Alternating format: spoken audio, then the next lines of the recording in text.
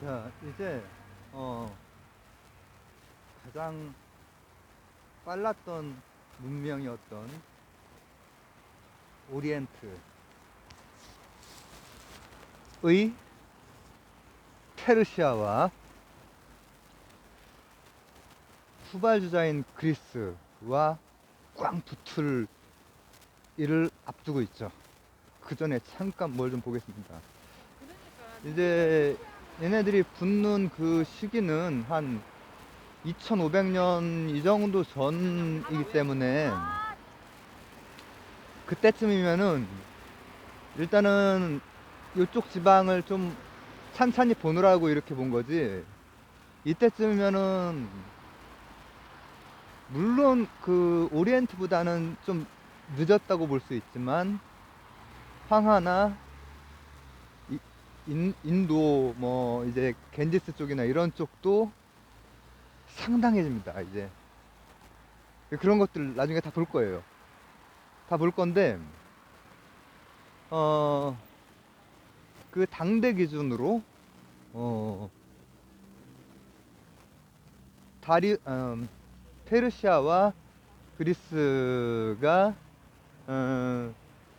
전체 세계 전체에서 이제 오리엔트의 그 막 5천년, 6천년, 만년, 12,000년 그 전에는 거기 빼놓고는 그런 데가 남아있는 그런 데가 없고, 아마 객관적으로 남아있는 것들 기록은 없어도 유적이라든지 이런 걸 봤을 때도 그 정도의 문명은 없단 말이에요. 그러나 지금은 걔네들과 다른 특성을 가진 문명들이 지금 요 동네만 보고 있는 건데 세계지도 여기저기 이제 있어요. 뭐 심지어는 아메리카 대륙도 뭔가가 있는데, 우리가 여기로부터 이제 출발을 하는 건 무엇 때문이냐면은 현대를 주도하고 있는 문명이 바로 서구 문명이란 말이죠. 그래서 지금 이렇게 보는 것 뿐이지, 이때쯤 되면은 좀 다른 측면에서 하나의 큰 제국주의랑은 좀 제국주의를 어떻게, 큰 왕국 이런 건 중국에 이미 정치적 권력 같은 거 무시무시하던 때이기 때문에 그렇게 다원화된 세상이지만, 당대의 그 각 지역은 자신들의 지역이 천하라고 믿고 있었죠. 근데 지금까지 이어져 내려오는 게 결국은 지금 보고 있는 이 동네의 문화가, 이걸 기반으로 한 문화가 이어져 오기 때문에 여기를 먼저 보는 것 뿐이에요. 그러면 이제 싸움, 이제 전쟁, 아주 최대 규모의 오리엔트와 그리스 그 전쟁을 봐야 되는데, 그 전쟁을 보기 전에 다음 시간에 볼 거예요. 이번 편에, 다음 시간에 못 보면 어떡하지? 다음 시간에 보려고 생각 중이에요. 이번 편에 보려고 하는 것은, 자 보세요. 지금 페르시아라고 하는 곳은 그 오랜 오리엔트, 아나톨리아부터 시작을 하면은 한 만, 천, 잠깐, 만, 1500년. 이 정도 길이, 이 정도 그 시간의 지층이 쌓이고, 게다가 그때 당대로서 정치 체계로서 더 위쪽 수준이었던 건 분명히 이 제국 제국이에요. 제국의 황제 이거란 말이에요. 동네, 이렇게 통일 안 된 동네보다 분명히 그게 우월한 체제이긴 해요. 정체로서. 그런데 그런 정체를 오랫동안 경험해온 그 동네에서 나온 이제 엘람이라고 하는 조그만 부족, 이 동네에 있었던 조그만 동네들이 많이 있죠. 블레셋, 팔레스타인, 이스라엘, 헤브라이, 또 페니키아, 또 이런 지금까지도 이제 뭐 남아있는 중요한 것들 뭐 시리아라든지 이게 다 중요한 부분들인데 이제 페르시아도 지금까지 있고 페르시아가 이란이죠. 시아파를 주로 하는. 그리고 이게 또 현대사까지 들어가면 좀 그렇고 어쨌든 뭐 미국과의 관계, 미국이 이제 지금 패권국이 된 지 꽤 됐기 때문에 미국이 중동을 많이 건드려 놨거든요. 그래서 이제 중동이 우리가 그 이해할 때 되게 복잡하게 느껴질 수 있는데 나중에 이제 제가 몇 번 얘기한 적도 있고 나중에 조금 더 깔끔하게 도식화하는 게 위험할 수는 있는데 이해를 위해서 나중에 할 거예요. 자, 그러면 거기는 정치 체계라든지 행정, 관료, 그리고 특히 페르시아의 망이라고 하는 게 이제 엄청난 거예요. 그리스가 이기긴 이기지만은 막아내긴 막아내지만은 로마로 가서 실제로 로마가 제국이 되는 데는 그런 망 기술 같은 게 여기에서 이제 길이죠, 길, 통신망, 와이파이가 깔리고 수로도 깔리고 뭐 수로에 대해서는 뭐 우리가 배울 때랑 달리 여러 가지 얘기가 있더라고요. 좋은 것만 아니었다. 전염병도 이제 세균이나 바이러스 뭐 그런 거에 대해서 이제 몰랐을 때니까 그때는. 지금은 이제 세균이나 바이러스에 대해서 알죠. 알지만은 항원항체 반응을 하기 위해서 백신을 만들어도 이게 현대의 그 과학 기술이 완전하지 않죠. 그런 것조차도. 근데 이제 그렇게 센 페르시아를 그리스, 실용적인 면에서 그리스 정체 뭐 국가라든지 어떤 땅덩어리의 지배 이런 차원에서 볼 때는 이 경험이나 도구나 이런 게, 제도나 이런 게 잽도 안 되는 데가 이제 붙게 되는데 제가 중간중간에 이제 이과 컨텐츠 비슷한 거를 이제 얘기를 하죠. 오늘도 그럴 차례예요. 나중에 다시 정리할 건데 오늘 하려고 하는 것은 헤라클레이토스하고 파르메니데스를 얘기를 할 거예요. 얘기하는 도중에 파르메니데스라고 분명히 할 거다. 중간에 가다 보면 발음이 막 이제 된 발음이 돼가지고. 자, 이걸 왜 하냐면은 그 즈음에도 이제 뭐 탈레스를 위시로 하는 밀레투스 아카, 이오니아 지방뿐 아니라 또 이제 엘레아 지방, 로마 쪽이라고 보면, 이탈리아 쪽이라고 보면 돼요.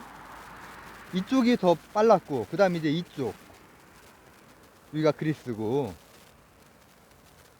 이제 페르시아 전쟁 그 근처쯤 되면은, 엘레아 학파라든지, 그리고 그리스 본토에도 슬슬 우리가 아는 이름들이 나오기 시작해요. 그래서 그걸 나중에, 적당한 시기에 정리를 할 건데, 정리하기 전에, 우리가 역사 교과서나 교양 수준 서적에서는 많이 들어보진 않았어요. 철학 책에서는 나오죠, 물론. 헤라클레이토스하고 파르메니데스를 좀 이제 할 건데, 자, 그 두 철학자는 철학 책에는 나와요. 근데 거기 있는 거는 뭐냐면은 헤라클레이토스 같은 경우에는 변화의 철학자. 그래서 훗날에 이제 현대 철학, 근현대 철학에 엄청난 영향을 줬다. 뭐 변화와 생성을 얘기하는 거의 모든 그 사람들, 베르그송, 뭐 들레즈, 거의 모든 사람들에게 영향을 줬다.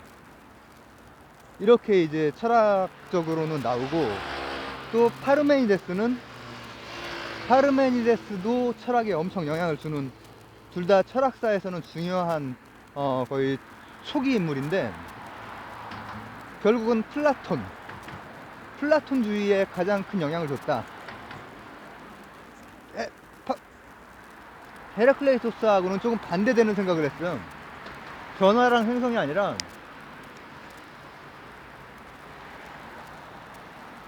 변화, 생성 이런 거 없어. 일자만 있어. 일자, 통으로 일자만 있어. 근데 그게 왜 플라톤한테 영향을 줬는지 뭐 이런 게 이제 철학책에는 나와요. 근데 저는 이제 그것뿐 아니라 입체적으로 볼 거기 때문에 이 둘이 신학에도 가장 결정적이거든요. 아브라함 종교는 각각 뭐 세계 종교가 이렇게 되는데, 그 중에서 특히 크리스트교에 그리스도라이 가장 많이 영향을 줬다. 저는 이제 그렇게 생각을 해요. 왜냐하면은 유대교도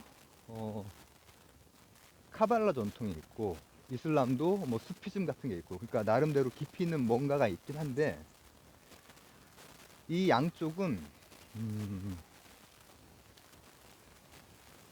예수가 깨려고 했던 율법주의적인 성격이 조금 더 강하다. 상대적으로 크리스교는 굉장히 철학적이에요. 중세에는 철학이라고 하는 것이 신학이죠. 신학이라고 하는 게 모든 것의 이름이었거든요. 그래서 크리스교는 그 신학을 가지고 있어요. 내가 은연중에 내가 어렸을 때 교회 다니는 그게 나오는 건가?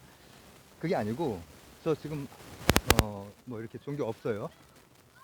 그리고 불교도 되게 관심 많고 해서 이렇게 하는데, 가장 신학적으로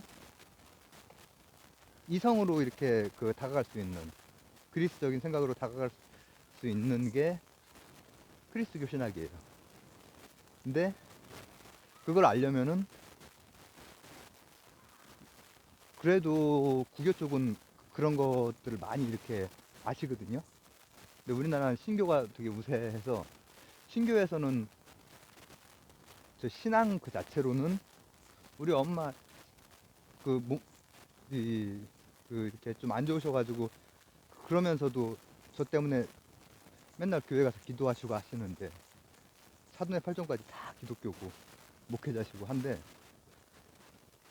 그 신앙에 대해서는 당연히 우리 그 엄마 할머니들의 그 새벽에 가서 절이 됐건 교회가 됐건 다 마찬가지야. 그 기도드리는 마음, 그거는 우리가 거기에다가는 뭐라고 할 수 없단 말이야. 근데 이제 기독교는 신앙 중심이 돼가지고, 신학 요거에 대해서는 조금 뭐라고 하면 좋을까, 밀치는 그런 또 분들도 일부 계시단 말이에요. 이게 불교에서도 불림 문자, 이심전심 이렇게 돼서 교황 내용을 밀치는 그런 경향이 좀 있듯이, 우리나라에 특히 그렇지. 우리나라로 들어오면 하여튼 되게 극성스럽게 되는 것 같아, 내가 볼 땐. 근데 그 내용이 그리스의 깊은 사상을 통해서 신학적으로 한 차원도 이렇게 성장을 한단 말이에요. 아브라함 종교 뭐 다 어느 정도 그 영향을 받는데, 제가 볼 땐 크리스교가 가장 많이 받는다. 근데 그걸 보려면은 당연히 성 어거스틴 그리고 토마스 아퀴나스를 봐야겠지만은, 아직 그 시대가 아니잖아. 아직 그거보다 수백 년에서 천수백 년 전이잖아요. 그 전에 이미 헤라클레이토스와 파르메니데스가 있었던 거야. 이제 사실 밀레투스를 본 다음에 엘레아 학파를 보는 셈이에요. 터키 학파를 봤고 이미, 그 다음에 터키 학파는 이거 뭐 너무 뭐라고 하면 좋을까, 물질에 대한 탐구 같고, 아르케 탐구한다고 하지만은 그런 것 같다. 그래서 엘레 학파는 제가 이제 말씀드린 파르메니데스하고 제논, 엘레아의 제논이에요. 그 나중에 그 스토아의 그 제논이 아니라 제논 그 정도까지만 보려고 하는데, 그 중에서도 사실은 파르메니데스와 대척점에 있던 또 다른 이 그 이오니아 지방, 그러니까 터키 지방의 헤라클레이토스라고 하는 아주 독보적인 철학자가 있었거든요. 그거를 철학이자 신학 컨텐츠로 이제 보는 거죠. 왜냐? 그리스가 현실적으로 되게 뒤져 있었지만은 그 전쟁이 나기 전에 그 근처쯤 됐을 때 엄청나게 질적인 비약, 여러 면에서 특히 사상적으로, 자연 철학, 철학적으로 엄청나게 비약을 한 상태거든요. 그러니까 그런 쪽이 부실하고 다른 문명은 다 괜찮은데, 근데 이쪽은 문명은 조금 처졌을지 몰라, 물질적인 건. 근데 문화적으로는 굉장히 풍부한 상태에서 어떻게 스파르타 등을 통해서 막아내면서 이제 문화의 꽃을 피게 되는데, 헤라클레이토스는 이거예요. 흘러간 발이 아니라 흘러간 물에는 발 담그지 못한다. 같은 강물에 발 2번 담그지 못한다. 변화를 얘기를 해요. 파르메니데스는 아니다. 운동은 없다. 무도 없다. 근데 이 사람은 변화를 얘기를 한단 말이야. 근데 이 두 개가 양쪽이 거의 동등하게 나중에 아브라함ik 종교에 영향을 주는데, 유대교에 영향을 주는데, 그래서 크리스트교를 탄생을 시키는데, 자, 헤라클레이토스가 볼 때는 만물이 유전하고 대립하고 변화하고 생성하고 이 측면을 보는 거야. 그러면은 모든 것들이 뭐라고 하면 좋을까? 모든 대립되는 것들, 이런 것들도 변화하고 있는 거야, 계속. 동양 사상 같죠? 이제 음양 사상 비슷하게 변화해. 변화를 하는데, 이 변화의 철학자가 그래도 아르케는 찾아야 되잖아. 아르케로 이제 상정한 것이 불이에요, 불. 불을 딱 보면은 우리가 이제 그분도 그렇게 그 선생님도 그렇게 생각을 하셨을지는 모르겠지만은, 불 보면은 운동은 불가능하고 모든 것은 통으로 일자다, 이런 말을 하기가 되게 어렵죠. 헤라클레이토스하고 파르메니데스하고 따로따로 해야 되겠네, 이걸. 그리고 이거 그리스 철학 때 얘기했던 것도 제가 링크도 걸겠습니다. 지금은 그때보다 훨씬 더 입체적으로 보고 있는데, 이것도 중간에 잠깐 간이역처럼 하는 거고 뒤쪽에 다시 정리를 할 거예요, 전체적으로.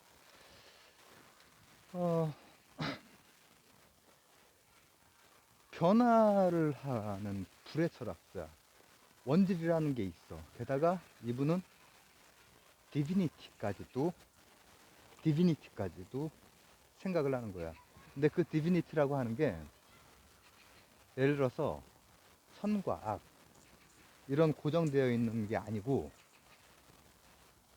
바뀔 수 있다라는 거야. 자, 디비니티, 변화. 뭔가가 변화될 수 있어. 뭔가 운동이 가능해. 그리고 선악이라고 하는 이분법적인, 뭐라고 하면 좋을까? 공간적으로 고정화시키는 거. 시간의 철학자거든. 변화의 철학자에 대해서 다른 설명을 해. 다른 생각을 해. 다른 사유를 펼쳐. 이게 바로 크리스교에서 성육신. 어떻게 변화의 철학이 아니고서는 성육신 부분이 해결이 안 되는 거야. 인카네이션. 근데 로고스라고 하는 것도 헤라클레이토스가 썼던 거야. 디비니티, 로고스 이런 것들이 다 헤라클레이토스로부터 다 나온 거야. 여기에서 바로 그리스교의 삼위일체, 성육식 문제가 가장 큰 문제인데 그게 해결이 되는 거야. 그럼 파르메니데스는 그리고 나머진 철학적으로 이제 변화와 생성의 철학, 뭐 니체, 또 현대 철학 다 메인 주제야. 메인 주제. 또 하나는 일자. 일자라고 하는 파르메니데스인데 그건 좀 다음 시간에 해야겠네요. 한 편에 이거 간단하게 하고 넘어가려고 했는데 하다 보니까 이렇게 됐네. 왜냐하면 그리스교에서 가장 중요한 것은 그 성육식이 되기 위해서는 운동이나 변화, 디비니티가 필요하지만은 일자에서 유출이 돼야 되거든. 가장 성스러운 데에서 유출이 돼야 되거든. 근데 그 일자의 개념이 바로 파르메니데스라는 데까지만 하고 파르메니데스에 대해서 신앙만 할 거 아니까 철학적인 것도 해야 되니까 다음 시간에